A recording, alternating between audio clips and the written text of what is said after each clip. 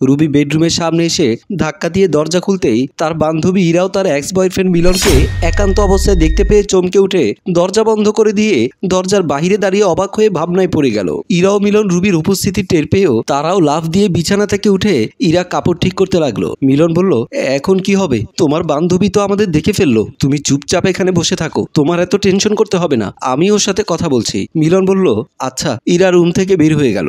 ইরা রুমের বাহিরে আসতেই রুবিকে সামনে দাঁড়িয়ে থাকতে দেখে ইরা কিছুটা থতমত খেয়ে বলল, কি ব্যাপার, তুই হঠাৎ আমার বাসায়? রুবি ইরার কাঁধের উপরে হাত রেখে বলল, ইরা, কাজটা কি তুই ঠিক করেছিস? স্বামী বাসায় না থাকার সুযোগে তুই যে তোর প্রাক্তন প্রেমিকের সাথে সময় কাটাস, এটা যদি তোর স্বামী জানতে পারে তাহলে কি হবে ভেবে দেখেছিস? ইরা রুবির কথায় কিছুটা বিরক্ত হয়ে বলল, ও কখনো জানবে না, কারণ ওর কি এসব খবর রাখার সময় আছে? সে তো দেশ বিদেশে কাজের জন্য ঘুরে বেড়াচ্ছে। আমায় তো বলেই দিয়েছে, তোমার যা মন চাই তাই করো, কিন্তু কখনো আমায় সময় অসময়ে বিরক্ত করবে না। প্রতি মাসে আমার অ্যাকাউন্টে যথেষ্ট পরিমাণে টাকা দিয়ে দেয়, তা দিয়ে আমি ইচ্ছে মতো চলাফেরা করি, তা মানলাম, কিন্তু তাই বলে একজনের সংসারে থেকে আরেকজনের সাথে মেলামেশা ঠিক হচ্ছে? তুই আমার প্রিয় বান্ধবী, বাসায় এসেছিস যখন, তখন চা খেতে খেতে না হয় বাকি কথাগুলো বলি, চল ড্রয়িং রুমে চল। রুবি আর কোনো কথা না বলে ইরার সাথে ড্রয়িং রুমের দিকে পা বাড়ালো। ড্রয়িং রুমের সোফায় বসতেই ইরা ময়না ময়না বলে ডাক দিল। কাজের মেয়ে ময়না দৌড়ে এসে ইরার পাশে দাঁড়িয়ে বলল, আপা, আমারে ডাকছেন? কাজের মেয়েকে দেখে রুবি আরো অবাক হলো। ইরা বলল, আমাদের একটু চা নাস্তা দাও তো। আচ্ছা বলে ময়না আবার বাসার ভেতরে চলে গেল। রুবি অবাক দৃষ্টিতে ইরার দিকে তাকিয়ে বলল, এই কাজ কি তুই ঠিক করছিস? তোর কাজের মেয়ে যদি তোর স্বামীকে বলে দেয়? ইরা হালকা মুচকি হেসে বলল, ওর মুখ বন্ধ করতে ওকে আমি ভালো অঙ্কের বেতনের পাশাপাশি বাড়তি কিছু টাকা দেই, কোনোদিনও কাউকে বলবে না। কিন্তু তুই দেখ ইরা, তুই যা করছিস সেটা পাপ, এটা ঠিক না।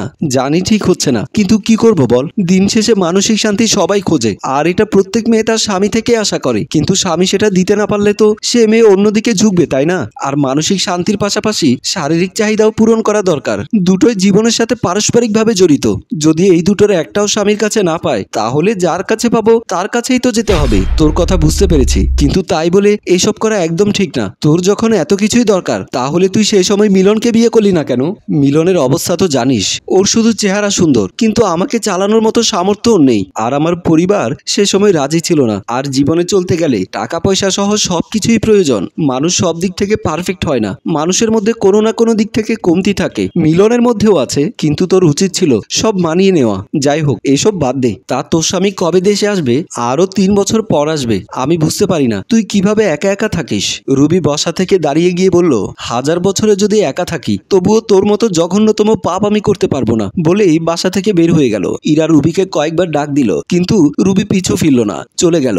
ইরাও ড্রয়িং রুম থেকে বের হয়ে গেল। চা নাস্তার ট্রে নিয়ে ময়না ড্রয়িং রুমের সামনে আসতেই ময়না বলল, আপা, আপনি বের হলেন কেন?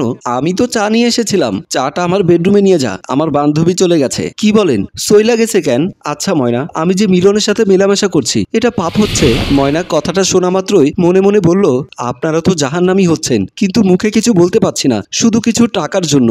ইরা ময়নাকে ধাক্কা দিয়ে বলল, কি হলো, তোর কাছে কি জানতে চেয়েছি? আসলে আপা, সত্যি কথা বলতে এইগুলো কোনো পাপই না। যেমন ধরেন, আমার খিদে লেগেছে, কিন্তু আমার পকেটে টাকা নেই, তখন একটা দোকান থেকে বাকিতে খেলাম। আবার যখন টাকা হবে তখন নগদে খাবো। তেমনি আপনার স্বামী আপনাকে সময় দেয় না, আপনার দেহের খিদা মেটানোর জন্য কাউকে বাসায় নিয়ে আসাটা পাপ নয়। ঠিক আছে, তুই বাসার বাকি কাজগুলো করে নে, আমি বেডরুমে গেলাম। ইরা চলে গেল। ময়না ইরার দিকে তাকিয়ে থুতু ফেলে বলল, তোর মতো বাজে মেয়ের নুন খাই বলে গুণ গাইছি, তা না হলে কি যে করতাম, বাজে মহিলা কোথাকার, বলে রান্নাঘরের দিকে চলে গেল। 1 সপ্তাহ পরের ঘটনা। ইরার স্বামী বাড়িতে এসেছে, বিছানার উপরে বসে ল্যাপটপে কাজ করছিল। ইরা রুমের ভেতরে ঢুকে পাশে এসে দাঁড়িয়ে বলল, বাসায় কয়দিন আছো? থাকবো, আরো 2-4 দিন থাকবো। আচ্ছা, আমি যে একা বাসায় বসে থাকি, আমার কষ্ট হয় না? মাসের মধ্যে তুমি প্রায় 30 দিনই দেশের বাইরে থাকো, আমার কষ্ট বোঝাবার মতো মানুষ তো আমি পাই না। সাজ্জাদ বলল, কি করব বলো, নতুন বিজনেস একটু দাঁড় করাতে হলে তো কষ্ট করতেই হবে, তাই দেশ বিদেশে ঘুরে বেড়াতে হয়। আমারও তো অনেক কষ্ট হয় তোমাকে ছাড়া থাকতে। ঠিক আছে, আর ঢং দেখাতে হবে না, শুয়ে পড়ো। দুজন মিলে বিছানায় শুয়ে পড়লো। পরের দিন ময়না তার হাতের মোবাইল ফোনটা ইরার হাতে দিয়ে বলল, আপা, এই সেটটা অনেক ডিস্টার্ব দিচ্ছে, আপনি আমার একটা ফোন কিনে দেন না? অবাক চোখে ময়নার দিকে তাকিয়ে বলল, গত সপ্তাহে তোকে নতুন একটা ফোন কিনে দিলাম, কিন্তু সেই মোবাইলটা তোর হাতে একদিনও দেখিনি, সেই ফোনটা কি করেছিস? আপা, আমার স্বামীরে দিছি, কারণ সেও আপনার মিলন স্যারের বিষয়টা জানে, তাই দিয়েছি। ভয় লাগে আমার স্বামী যে মুখ পাতলা, সে যদি আপনার স্বামীর কাছে বইলা দেয়। ইরা বুঝতে পারলো ময়না তাকে ব্ল্যাকমেল করে নিত্য নতুন জিনিসপত্রগুলো কিনে নিচ্ছে। আমার কাছে এখন টাকা নেই আপা, আপনার কাছে টাকা নেই, কিন্তু আমার কাছে আমার মুখটা আছে, কত সময় বন্ধ রাখতে পারবো জানি না। ময়না, তুই কিন্তু একটু বাড়াবাড়ি করছিস। আপনারা দুজন বিছানার উপর বাড়াবাড়ি করেন, আমি আপনার সাথে বাইরে একটু বাড়াবাড়ি করি। ভালো মন্দ যা পছন্দ তা কিনে নেই আপনার সাহায্যে, কারণ আপনাদের অবৈধ সম্পর্কটা যতদিন আছে ততদিন আমার চিন্তা করার কোনো দরকার নেই। তাই আপনি চুপচাপ আমার লইগা লেটেস্ট মডেলের একটা আইফোন নিয়ে আসবেন। ইরা ধমক দিয়ে বলল, ময়না তুই আইফোনের দাম জানিস? মন চাইছে ব্যবহার করব, দাম জানার আমার দরকার নাই। আমি আপনাদের বিষয়ে যা জানি তা জানলেই হইব। ইরা বুঝতে পারলো ওকে নাড়লে হিতে বিপরীত হয়ে যাবে, তাই চুপচাপ ময়নার সামনে থেকে চলে গেল। ময়না মুচকি মুচকি হাসতে হাসতে মনে মনে বলল, তুমি ঘুঘু দেখেছো কিন্তু ঘুঘুর ফাঁদ দেখোনি। ইরা বারান্দায় দাঁড়িয়ে ভাবছে এখন সে কি করবে। ময়নার কথা মতো যদি আইফোন না কিনে দেয় তাহলে তো সর্বনাশ। ময়না যদি সাজ্জাদের কাছে বলে দেয় তাহলে তো মহা বিপদে পড়ে যাবে। ইরা ভাবতে ভাবতে অস্থির হয়ে উঠল। এমন সময় সাজ্জাদ বারান্দার সামনে এসে দেখতে পেল ইরা বারান্দার গ্রিল ধরে কি যেন ভাবছে। সাজ্জাদ ইরার দিকে এগিয়ে গেল। ইরার পাশে এসে কাঁধের উপরে হাত দিতে ইরা চমকে উঠল। ইরা চমকে ওঠা দেখে সাজ্জাদ কিছুটা অবাক হয়ে বলল, কি ব্যাপার, তুমি এভাবে চমকে উঠলে কেন? কই, কখন? তুমি এখানে কখন আসলে? আমার মনে হয় তুমি খুব টেনশনে আছো। না না, কিসের টেনশন? টেনশন না থাকলেই ভালো। শোনো, আমি আগামীকালকে সিঙ্গাপুর যাচ্ছি। তা কয়দিন থাকবে? এই তো 10-15 দিন থাকবো। ঠিক আছে, চলো, খাওয়া দাওয়া করবে। সাজ্জাদ ও ইরা বাসার ভিতরে প্রবেশ করলো। পরের দিন বিকেলবেলা ইরা তার বান্ধবী রুবির বাসায় আসলো। বাসার ভেতরে প্রবেশ করে চতুর্দিকে তাকিয়ে দেখলো শুনশান নীরবতা। হঠাৎ শুনতে পেল তার বান্ধবীর বেডরুম থেকে হাসাহাসির শব্দ। ইরা অনেকটাই অবাক হয়ে মনে মনে ভাবলো, কি ব্যাপার, রুবি বেডরুমে কার সাথে হাসাহাসি করছে? ভাবতে ভাবতেই বেডরুমের দিকে এগিয়ে গেল। বেডরুমের সামনে এসে পর্দা ফাঁক করে ভেতরে তাকাতেই ইরার চোখ যেন কপালে উঠল।